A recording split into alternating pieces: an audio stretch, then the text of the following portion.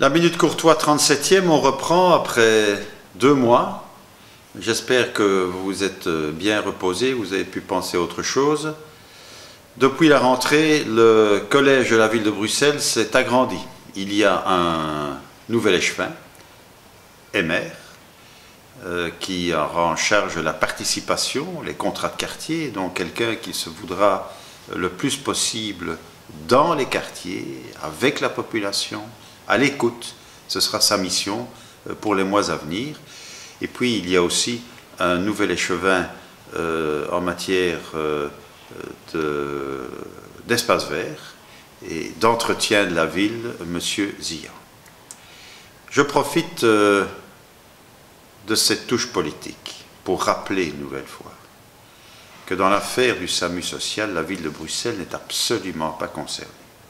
Il s'agit d'une structure qui était indépendante de la ville, aux mains des socialistes, et que la ville de Bruxelles n'a jamais été ni consultée, ni concertée, ni impliquée.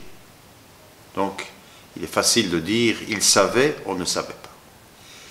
J'ajoute que ce serait quand même particulièrement délicat, je trouve, que des personnes qui ont quitté cette structure veuillent y revenir ou y reviennent. Bon, ceci étant, je ne m'étends plus sur ce sujet. Je voulais adresser mes condoléances, bien sûr, à la famille du bourgmestre de Moucron, Alfred Gaden.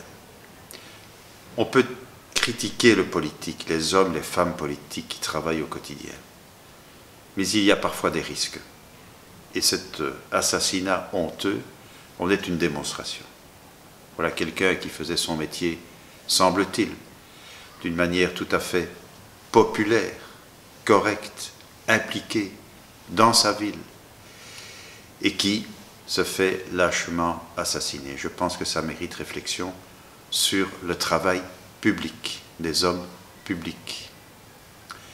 Bon, je ne vais pas terminer sur une note négative. Je voulais vous signaler que cette semaine, à la ville de Bruxelles, nous avons eu la visite des organisateurs du Tour de France. Je vous rappelle que nous ouvrons le Tour de France en 2019. Donc, le Tour s'élancera de Bruxelles, 8 jours dans la capitale de l'Europe pour le Tour de France. C'est un élément important et un moment important aussi pour notre ville, pour notre tourisme, pour son attractivité, pour les nuitées dans les hôtels, etc.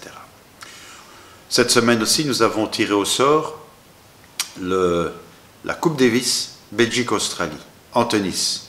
Voilà un sport important en Belgique, qui est un sport traditionnel. C'est la première fois que nous rencontrons l'Australie, une terre de tennis, une terre de légende tennistique, et aussi un pays fantastique. J'espère que nos couleurs seront bien représentées. C'est au Palais 12. Si vous avez l'occasion d'y aller, allez-y. C'est l'image de la Belgique, encore une fois. Enfin, la semaine prochaine, le 23 septembre, nous organiserons à Bruxelles la première nuit des sports. Pourquoi une nuit des sports? Parce que j'ai toujours considéré qu'il y avait une nuit des musées, une nuit du patrimoine, une nuit de la culture. Pourquoi pas une nuit des sports? Nous ouvrons toutes nos infrastructures. Par exemple, les piscines seront ouvertes jusqu'à minuit. Nous faisons en sorte que tous nos clubs disputent des compétitions importantes et nous aurons 3 activités un peu plus originales cette nuit-là, puisque nous aurons une course de nuit avec lampe pour s'éclairer dans la nuit. Donc il y a déjà 5000 participants, je pense que nous allons bloquer à ce nombre-là. Nous aurons aussi une course de drone, un championnat de course de drone au Mont des Arts, assez spectaculaire, et puis enfin un combat de boxe devant la bourse. Bref, la nuit des sports, une première, et ça ne sera pas, j'espère, la dernière. Je vous souhaite un bon week-end, à la semaine prochaine.